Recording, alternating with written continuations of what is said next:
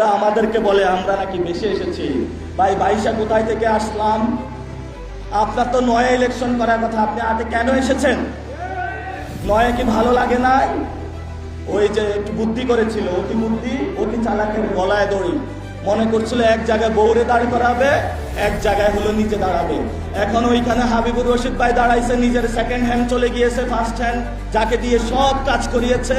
এখন আমও গেছে, ছালাও গেছে।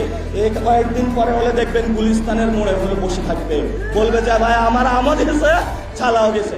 আমরা আপনার বিরোধিতা করতে চাই না, কিন্তু নাসির উদ্দিনকে খেপাবেন তো, তাহলে আপনার হাফ প্যান্ট খুলে যাবে। কারণ আমরা শেখ হাসিনার হাফ প্যান্ট খুলে দিয়েছিলাম, শুধু হাফ প্যান্ট খুলে নাই, তাকে দিল্লিতে পাঠিয়ে দিয়েছিলাম। আমার সাথে কখনো হলো হাঙ্কি পাঙ্কি আপনি করবেন না। করতে চাইলে অন্য কোথাও গিয়ে করেন, আমার সাথে যদি হাঙ্কি পাঙ্কি করার চেষ্টা করেন সমুচিত আমরা জবাব দিব। কারণ আমি এক আল্লাহ ছাড়া কাউরে ভয় পাই না। তোমার টাকা আছে, আমরা শুনতে পাচ্ছি গাড়িতে করে তারা হকি স্টিক স্ট্যান্ড নিয়ে ঘোরাফেরা করে। গুলিস্তানে নাকি স্ট্যান্ড এবং হকি স্টিক পাওয়া যাচ্ছে না, সব নাকি বিক্রি হয়ে গিয়েছে।